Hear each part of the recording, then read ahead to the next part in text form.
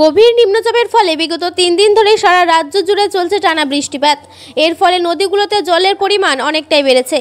পূর্বস্থলী 1 নম্বর ব্লকের নসরতপুর পঞ্চায়েতের অন্তর্গত নসরতপুর ফেরিঘাট আজ নিম্নচাপের ফলে খারাপ আবহাওয়ার কারণে ভাগীরথীর জল বেশ উত্তাল।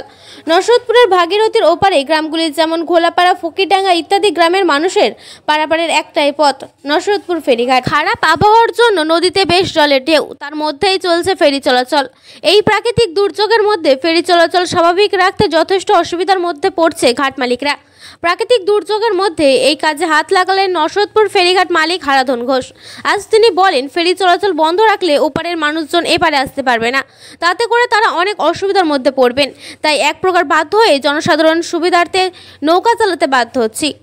প্রতিনিধি সৈয়দ আবু জাফরের রিপোর্ট, MBS নিউজ। দাদা, আপনি তো ঘাট মালিক। হ্যাঁ, এত ঢেউ উঠছে, নৌকা চালাচ্ছেন? নৌকা চালাতে বাধ্য হচ্ছি। ব্যাংকার কোথায় যাবে? ফকিরডাঙ্গা ঘোলাপাড়ার লোক। হ্যাঁ, ফকিরডাঙ্গা ঘোলাপাড়া লোক সমুদ্র বাজার ছাড়া তাদের কোনো রাস্তা নেই, তারা তো পার করতেই হবে। কেমন সমস্যা বোধ করছেন? সমস্যা কিছু নয়, একটু ঢেউ হচ্ছে আর কি।